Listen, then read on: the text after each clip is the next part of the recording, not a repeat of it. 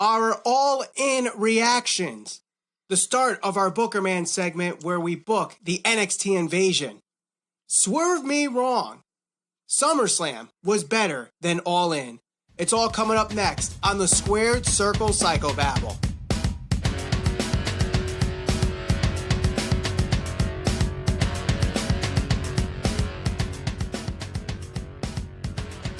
We had a week to digest this, Ralph.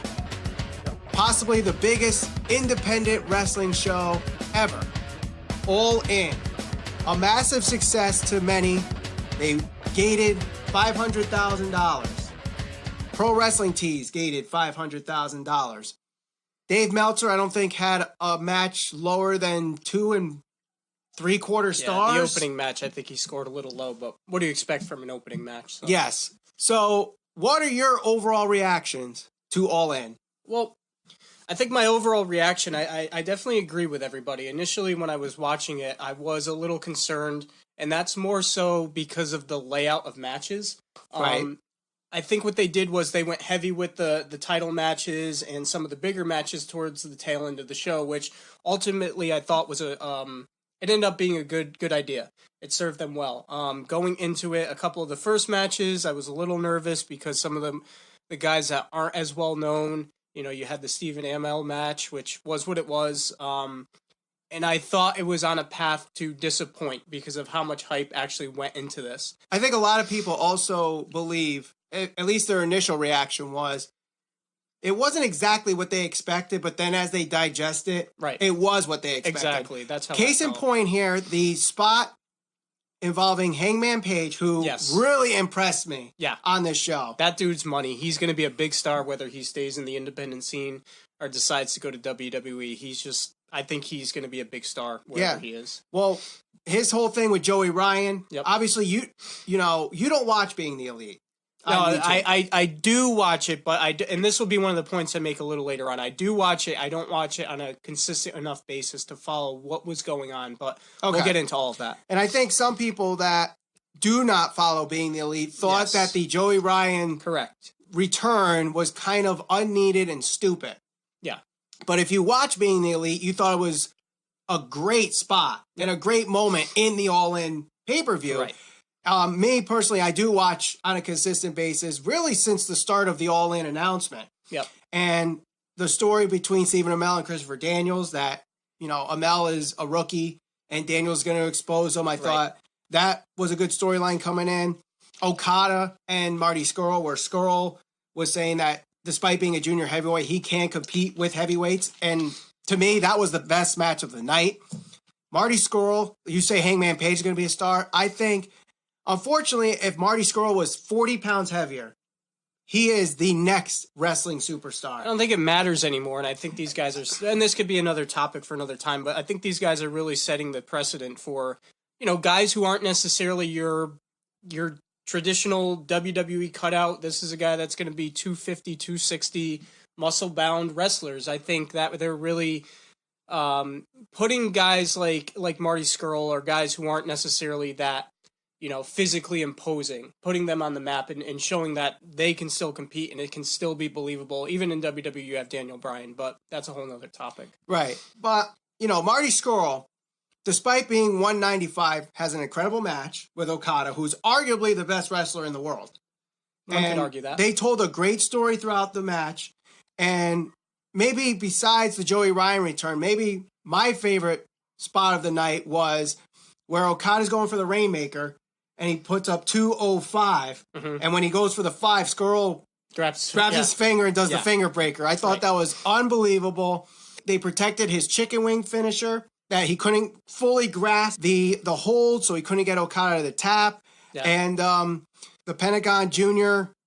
Kenny Omega match was good. The Chris Jericho spotting was good. Did not see that coming at all. No, especially that was great. I mean, this is just the evolution of this new character with Chris Jericho that is just continuing to evolve, and he has really, really worked everybody in this, and saying he wasn't going to do anything in North America to disrespect Vince, and here he is at the biggest independent show. Yep.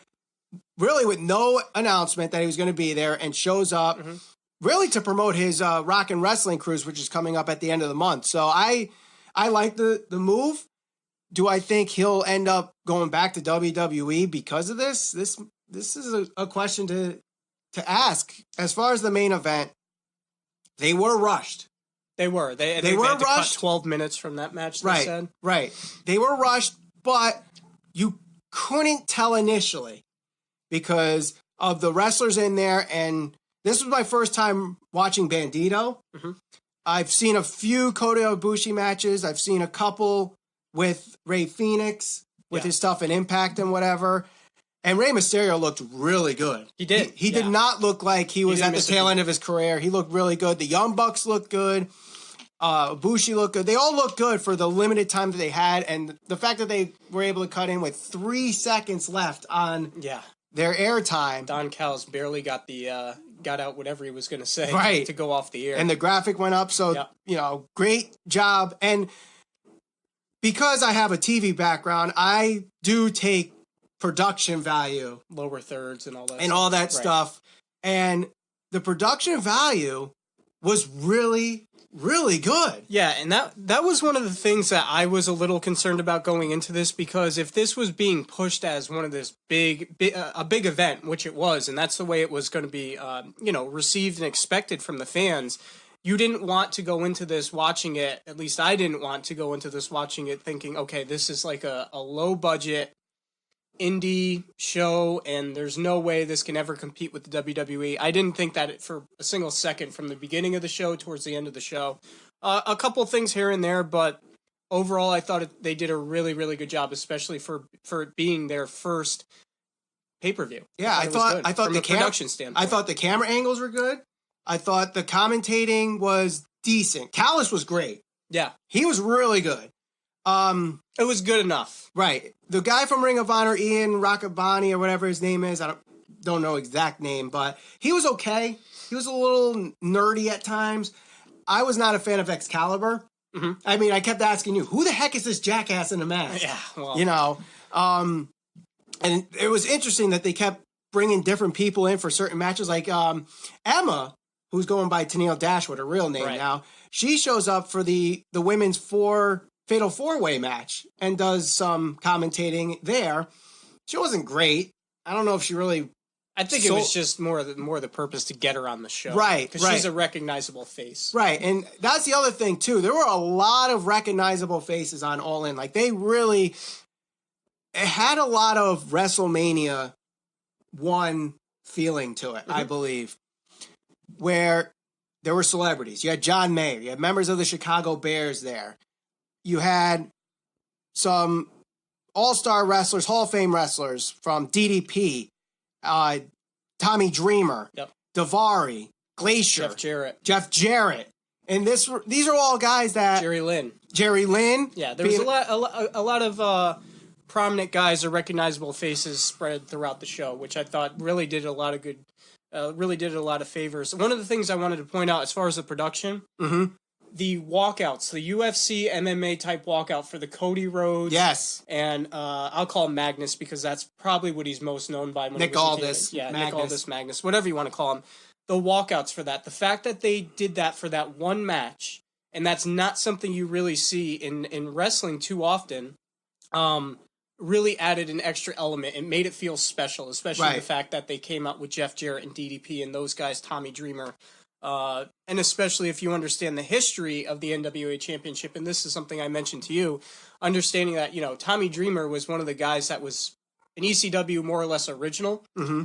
I don't think people truly understand the significance of that title. Some of the newer fans might not. If you hear Ric Flair talk about all the championships he's won and held, that's one of the championships he's talking about. Yes. Not only that, but when ECW first started, when it was Eastern Championship Wrestling, that was the same title that Cody Rhodes won that night is the same title that Shane Douglas took and threw on the ground and said, cut the epic promo where he said, all the people that held this can kiss my ass, and he wasn't, so there was all these little elements I think that added into there, and really understanding the history of professional wrestling, keeping things in context is very important. And of course the story behind that, this was Dusty's belt too, that Dusty had this a few times, and with Cody winning, he is the first of father-son pairings to win this title. Right. And yes, I know the NWA really doesn't exist anymore, but Billy Corgan of Smashing Pumpkins is starting to build that back up again to a legitimate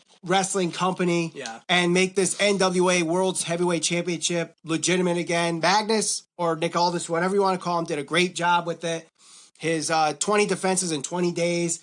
And Cody Rhodes, now that there's a big name in wrestling having this title that everyone can recognize, can help bring this title legitimacy again. It's one of those questions. Does the title make the man or the man make the title? Yeah. And in this case, the man is making the title. Yeah. Cody Rhodes he's a more recognizable face. He is somebody who was in the WWE. But not only that, he's been able to separate himself completely from anything WWE related. This is a very different Cody Rhodes than what you were normally seeing in the WWE. The other thing I wanted to point out is I actually sent you, and I'm sure you can put this up on the screen here for the people to see. So when we were tracking the Google Trends, I wanted to see NWA wrestling, and the spike that it got that day during the event just goes to show you that this was something that people were searching, and they were interested in, and that's probably something that you can also see the trend line. Who was going to go Google NWA wrestling prior to this? So putting the strap on Cody Rhodes, having that be such a special moment for the pay-per-view, I think was a really good idea, and you can actually see that translate in what people are actually doing through social media and searching. Now, here's a question I want to ask, and I think this really needs to be brought up, and I don't think a lot of people have brought this up yet. How do you compare All In to WrestleMania 1? Right. I think, so in terms of significance, I think it remains to be seen what All In is actually going to do for the independent scene and see if they can actually compete against WWE. I came away from this seeing that this is an alternative. That was one of the main goals that they wanted to present, that there is an alternative professional wrestling to what WWE is going to present to you. They exceeded all expectations on that front. The other thing that I would say is this. Did it feel like it was a special moment? Did it feel like it was a movement? Absolutely. Is there going to be an All In 2? Maybe it's something that they kind of hinted at after the show. Are these guys going to stick together? Yes. As far as that would be my assumption based on what they were saying after the show. But in terms of comparing it to WrestleMania, WrestleMania 1, again, keeping things in context, WrestleMania 1 sold 20,000. There's 20,000. Just short of 20,000. Around that, right? This is roughly half. It's important to keep things in context. Now, what this will mean for the wrestling business and for the independent scene going forward, I don't know if we can accurately make a determination on that yet. It remains to be seen. I think that it can be the first step towards legitimate competition towards WWE in a very, very long time. WrestleMania, looking back on it in hindsight, yes, obviously now they sell upwards of 120,000 tickets, and they have a whole weekend dedicated to WrestleMania where it's Hall of Fame. But that's also how many years in the making. So 35. I think that All In,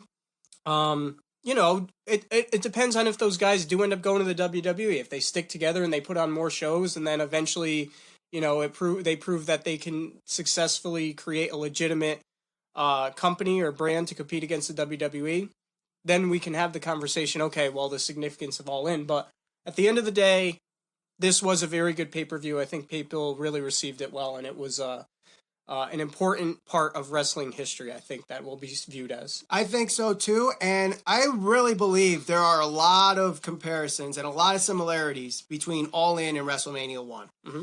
Now, we weren't talking attendance records during WrestleMania 1. WrestleMania 1, the point was that wrestling could make the mainstream.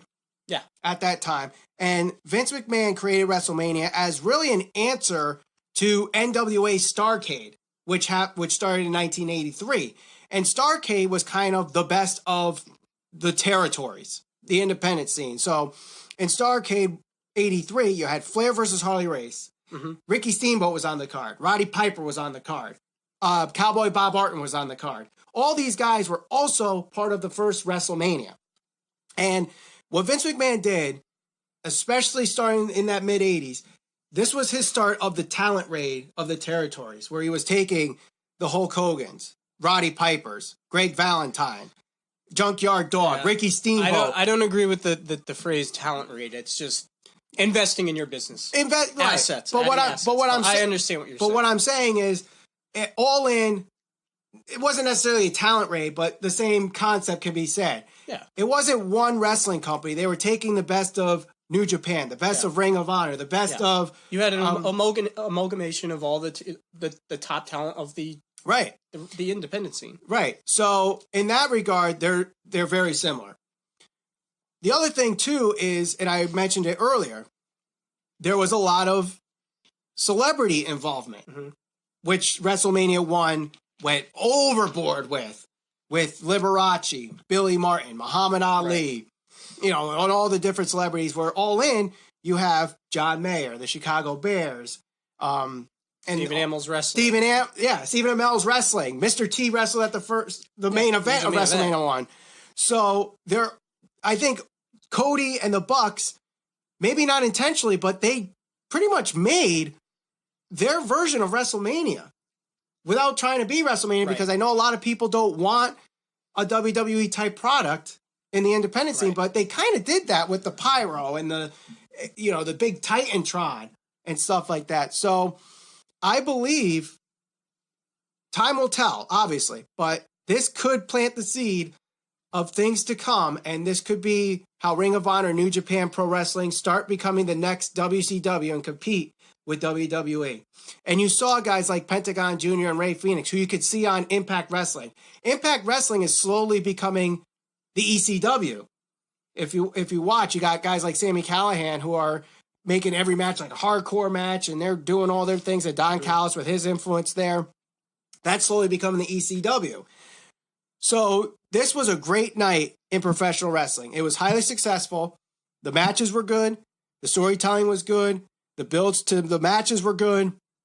And I think the road past All In will be good. I think the road for going forward for All In, or what the significance of All In is going to mean, it's going to be... let's remember, so when you did have WCW and you had WWE, let's remember that it took several years for WWE to get to the point where they actually beat Nitro in the ratings. So for all the people that are saying, what does this mean for the industry? I know people with the attention span that people have nowadays. It's all calmed down. All In was a great pay-per-view. I don't know if they're going to be able to do this if they had a TV show on a weekly basis. Can they produce that type of show? Probably not. You cannot I don't think you're going to be able to deliver that caliber show every single week. But that being said, could they put on pay-per-views on a monthly basis, quarterly basis? Maybe. I don't know. One of the things you pointed out was the fact that it was a lot of companies put together. And at some point, do you say, because you got to imagine that's going to be an issue at some point down the road. It could and it couldn't. If you have a champion representing NWA who doesn't want to drop the belt to a guy from another company, the old saying is there's a lot of chiefs, not enough Indians. So, well, then here's the question. Does this start a new history of wrestling where we're seeing, instead of territories, it's independents that form like territories did back in the 50s, 60s, 70s, and early 80s? Are we seeing that where we're kind of going back to that form of wrestling where Vince has to kind of understand that and maybe share some of his WWE guys in Ring of Honor, in New Japan, I love that. in Impact Wrestling? Yep.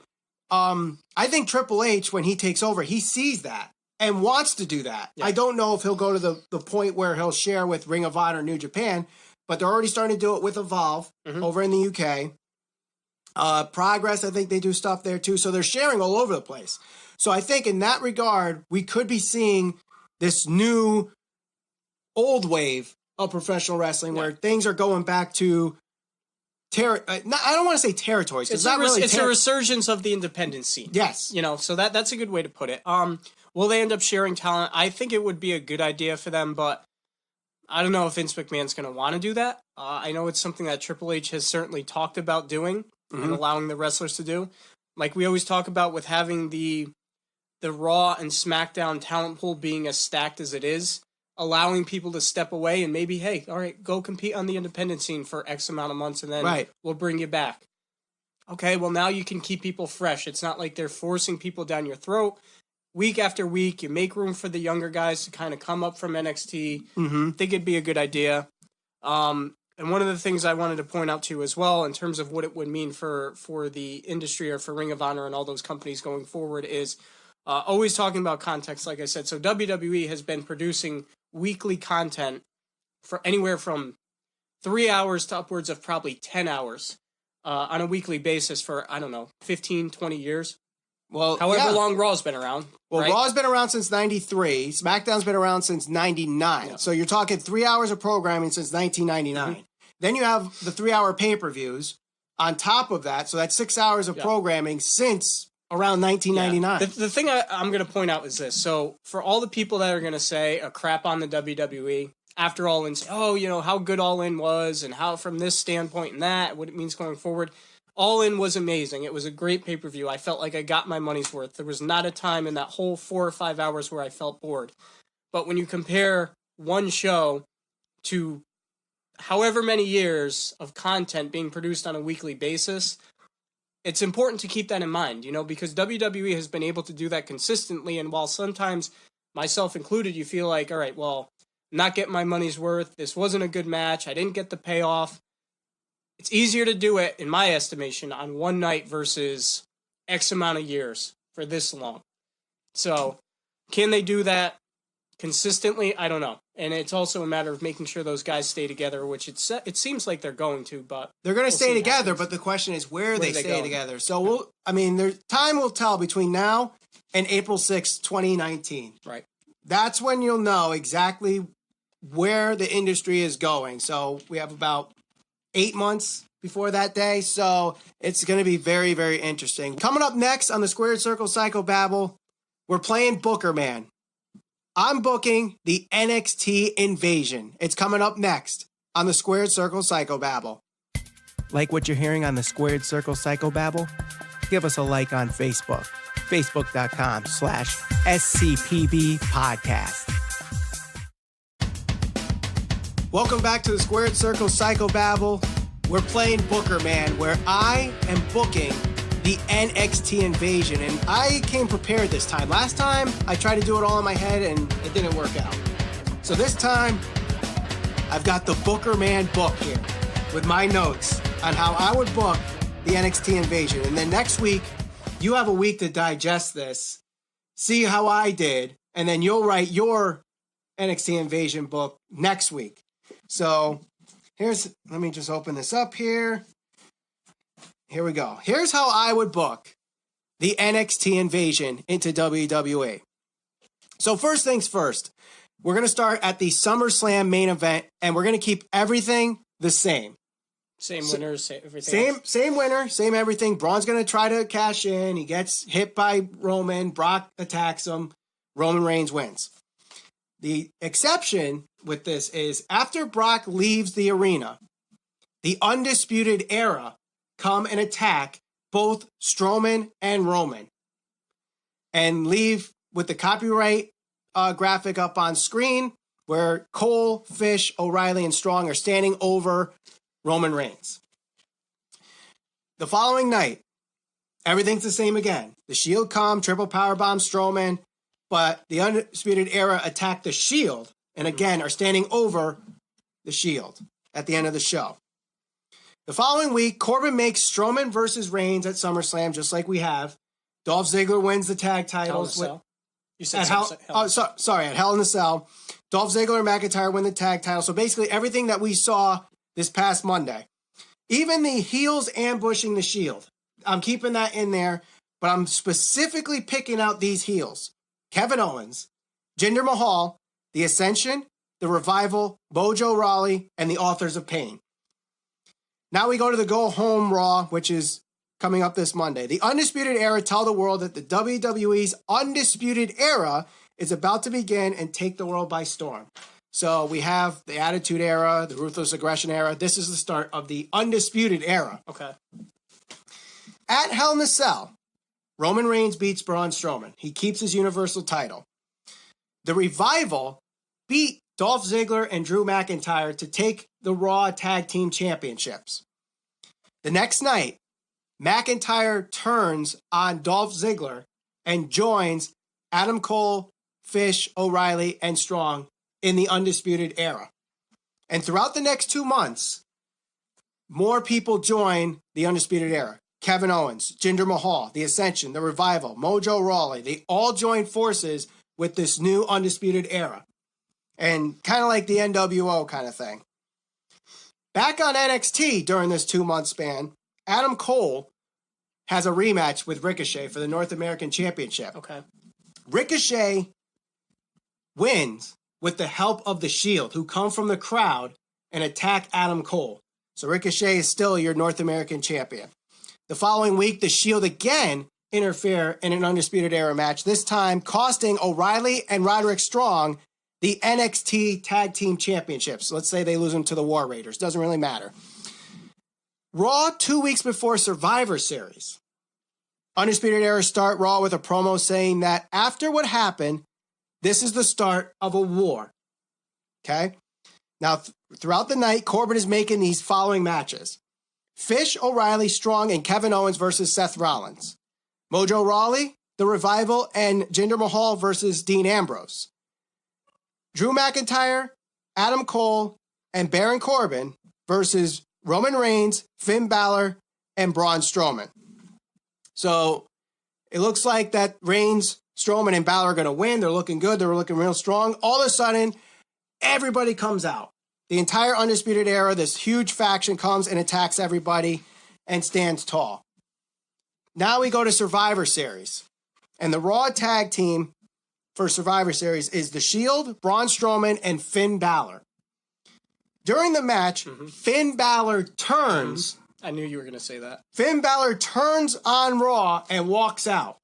And the next night reveals that he has joined the Undisputed Era. I think if you're following along here, you're starting to see the pattern of what I'm doing here. So, Undisputed Era are now on a quest to capture not only all the Raw championships, but also the NXT championships. So because the Revival have already joined the Undisputed Era, they have the tag titles. Drew McIntyre wins the IC title from Seth Rollins at Royal Rumble. And also at Royal Rumble, Roman Reigns beats Kevin Owens for the Universal Championship. Your winner for the Royal Rumble is Adam Cole. Adam Cole wins the 2019 Royal Rumble. Now, the night after Royal Rumble, Baron Corbin reveals that it was his idea to bring up the Undisputed Era to allow this mutiny against Roman Reigns and the Shield because he is sick and tired of these guys taking the spotlight from these NXT call-ups. And with Corbin being a former NXT call-up himself, he felt it was his job as Raw GM now to start this NXT revolution. So now the Undisputed Era is now changed to the NXT Revolution. That is their new faction name. So at the end of the promo, Corbin says they are now the NXT Revolution. Then, now, and forever. Just like how you see the opening graphic of WWE programming. This will all culminate at WrestleMania 35. The following week, Vince McMahon comes out and fires Baron Corbin as GM and brings back Kurt Angle as the new Raw, or back as the GM of Raw.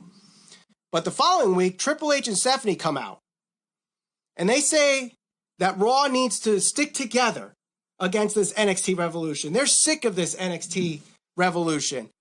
So they are creating a special Raw versus NXT takeover the night before WrestleMania 35. The winners of the matches go to Raw. The losers stay at NXT or get demoted to NXT. So your championship matches that night are, for the North American Championship, Kevin Owens against Ricochet. For the Tag Team Championships, you have a Fatal 4-Way. Strong and O'Reilly versus the War Raiders versus Mustache Mountain versus the Street Profits. And the NXT Championship is Johnny Gargano, who won it at the Royal Rumble's takeover from Tommaso Ciampa against Adam Cole.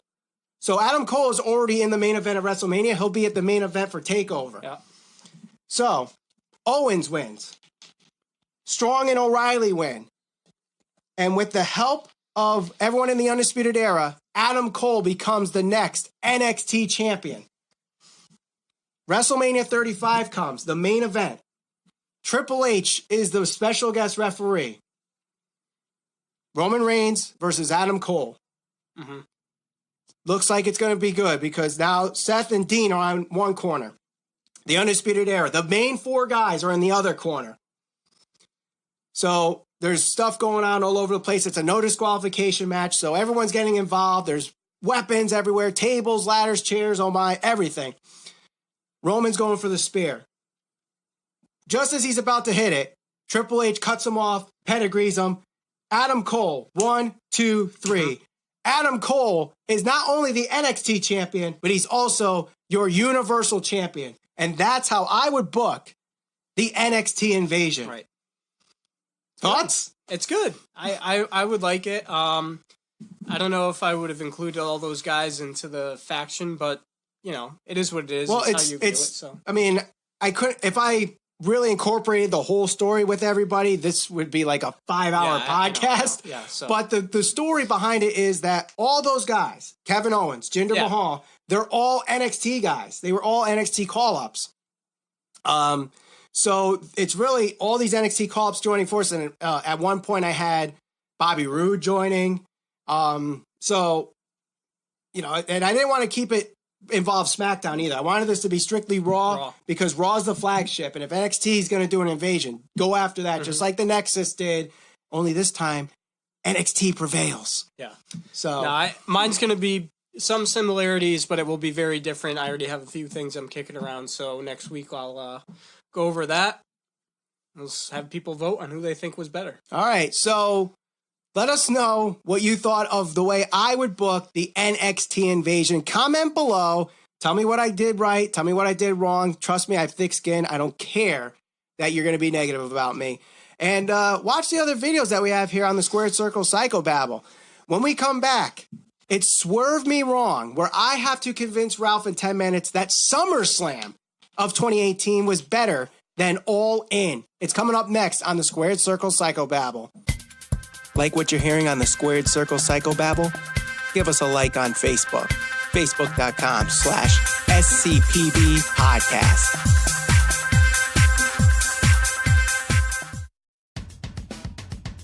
Welcome back to the Squared Circle Psychobabble. Michael Valenti alongside Ralph Valenti. It's time now for Swerve Me Wrong, where I have 10 minutes to try to convince Ralph that the popular opinion is completely wrong. And tonight, I have to convince him that SummerSlam was better than All In. Our PA Frank is behind the camera with our timer. 10 minutes on the clock, starting now. Okay. So SummerSlam this year was actually a pretty decent pay-per-view, in my opinion. We had some really good matches. AJ Styles versus Samoa Joe was a good match. The triple threat match between Flair, Lynch, and Carmella was good. I know you didn't really like the Brock Lesnar, Roman Reigns match. I thought it was good. I thought it was booked fine. You had the return of the Demon, Finn Balor. You had the turn on Becky Lynch. There was a lot of I wouldn't say monumental, but a lot of big moments in this SummerSlam. And you say how in the 4 hours, you didn't really feel a real drag in the show. I don't think I felt that way with SummerSlam. I think SummerSlam for their 5 hours, even the pre-show matches weren't great, but at the same time, neither were the first couple matches of All In. You know, I think Meltzer gave the first match 2.75 stars, and maybe the Amel Daniels match got 2.5, I think, ended up. So there were some things in All In that WWE, if they did that at SummerSlam, fans would have crapped all over it. I think if the Joey Ryan spot was at SummerSlam, people would have been like, what the heck is this? Why are there all these things? And it's cartoonish, it's stupid, but because it was All In, they praised it. The main event with Roman Reigns and Brock Lesnar, everyone crapped on it because it was only a 6-minute match, and they used Braun to protect Roman. And yet, the main event of the Young Bucks, Kota Ibushi versus Mysterio, Phoenix, and Bandito, that one was like a 6-7 minute match anyway, too. So, Yeah, and they were very, constraints. I understand that, but they were the same type of matches, very quick, high impact, get to the point, done. So I think if people are saying that SummerSlam was so inferior to All In, they're kind of being hypocritical. I'll tell you why those people who are saying All In was a better show are the people that are on the right side of the fence. So I'm very critical of whatever is being produced and whatever is presented in the ring. Because at the end of the day, especially as something for as big as Brock Lesnar versus Roman Reigns, as big as that was supposed to be, the payoff needs to be there for the fans. Somebody who's paying X amount of dollars for a pay-per-view or paying out for a monthly subscription, they should feel like they're getting their money's worth, especially if you're paying to sit in the front row. And that's something that I know I mentioned to you when we talked about SummerSlam and Brock Lesnar matches, etc. When you compare, just on a strictly comparing what was done in ring, so you talked about the women's match, which was good at SummerSlam. Well, there was also a fatal four-way, right? With Blanchard, who ended up winning that match. Which and also a really weird way to finish the match. I'm not sure if it was botched or not, but that was an odd way to finish the match. Right. In any event, those two were comparable. Both were good. But just talking from a strictly in-ring performance-wise, All In, to me, blew it out of the water. And I say that because the three main matches, whether you want to say Okada, Omega, those matches, and the main event there, those three, in my opinion, were better than any of the matches on SummerSlam. Samoa Joe and AJ Styles was a good match, anticlimactic because of the ending that they had, but you have to deliver in the ring. And for so many years, WWE has shorted their fans and not delivered. And that's why people are I think that's why there's this growing disinterest in WWE and such a pushback, because at the end of the day, if you're watching a Brock Lesnar match, you know you're getting exactly what you got. You got 6 minutes. You could say the same thing about an Okada match. But the payoff's there because it's an epic match, usually every single time. People there, now, this is where WWE, one of their shortcomings, I think, recently is the E is for entertainment. And they've gotten so far away from the wrestling and gotten so far into the ladder of it that it's more entertainment now. And I get it. It's you have to keep everybody interested. There has to be something for everybody. But at the end of the day, it is still professional wrestling. All In, what to me, despite all the silliness with the inflatable penises and the Joey Ryan and the suplex with his male parts, whatever you want to call it, it still had great professional wrestling, and it had some comedy. It had the stars, like you said. It told a story in the ring. It told a story from the perspective of what you were seeing on Being the Elite, carried over into the show, and the fans were into it. When you watch a WWE show, I felt so bad for The Miz and Daniel Bryan at SummerSlam because the fans were just not into it. That's a real problem. That should tell the WWE something's not right. Either what we're presenting to people on a weekly basis or what we're presenting to people on pay-per-view. There's something not right there. When you watch All In, one of the things that impressed me most was with what's his name? Pentagon Jr. So him. He's not a guy that's particularly well known, but they knew all his chants. They were into every single bit of the show from a chant perspective. So they were invested in the matches. They were invested in what was being presented to them, and I never felt bored. With SummerSlam and WrestleManias previously, for whatever reason, the crowd dies out. They never died out at All In, and I don't know. That's got to be something that people point to and say something's not right. I will say this. When it came to All In, I think they got their boring matches out of the way. I think the Daniels versus Amell match wasn't a great match, so they got it out of the way. Mm-hmm. I think also their match selection, I think Cody versus Aldis should have been the main event. Right. And a lot of people agree with me, but I think also where it placed, I think they wanted to make sure that match wasn't rushed. In case there was the case that happened, where they were 3 seconds short of getting cut off and having Halloween Havoc all over again. Yeah, that was bad. So you pretty much stack the main event, whereas WWE, they spread apart their main events. That's why Samoa Joe versus AJ Styles was where it was. Roman Reigns versus Brock is where it was. And unfortunately, basically, the WWE crowd it's interesting because it never got when WWE gets to that threshold, that pop, you got to have time to dumb down.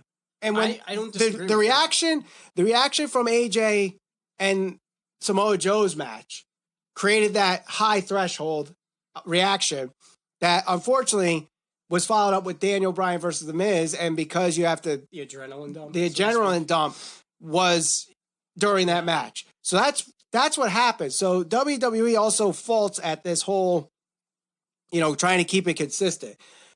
I don't think there was really that big pop moment at All In until Jericho showed up. But it was there. But it wasn't there. No, I'm not saying it wasn't when there. Okada came out, he surprisingly to me got a huge reaction. I was not expecting that, only because he's not necessarily as well known as some of the other guys, probably because he does wrestle in Japan, and I don't know. But right.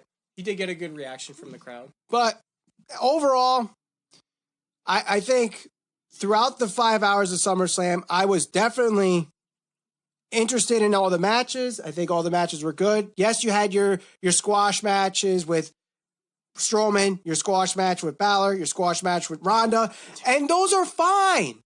Those are fine to have squash matches. People are paying a lot of money for tickets, paying a lot of money for... You know why All In was so successful, and you know why there's actually an alternative possibly now to WWE? It's for the same reason, and not to be political, the same reasons that Donald Trump won the presidency is the same reason All In was successful. Because it's a chance for people to rage against the status quo. WWE is going to present the same thing on a weekly basis more times than not. You're going to get your pull-apart brawls. You're going to get your guys that are coming out to talk on Raw to open the show. You're going to get a Brock Lesnar match that's 6 minutes. You're going to get a squash match. People pay to see Ronda Rousey. You get a squash match. But that's what they want to see from Ronda Rousey. They don't want to see a 20-minute match with her and Alexa Bliss. They want to see a 15-second armbar done. I disagree. If you want to establish her, that's fine. But if she's on your second biggest show, she needs to be able to go into the ring and deliver. At the end of the day, it has to deliver in the ring. To me, WWE for all the years, for all the squashes, Sheamus beating Daniel Bryan in 2 seconds, those types of matches, the Brock Lesnar Goldberg match comes to mind, which was fine for what it was, but you're going to the well one too many times and you're pissing off your fan base. And what All In was professional wrestling highlighted, where WWE is more entertainment. And if you like WWE, that's fine, but All In it was not that, and that's why it was successful. All right, so with 20 seconds left, I'll try to finish this point off here. Basically, All In was great. Mm-hmm. And the matches were good. There just wasn't something there that I think took it over for WWE. Of course, I'm playing devil's advocate here. I don't really believe that. Okay.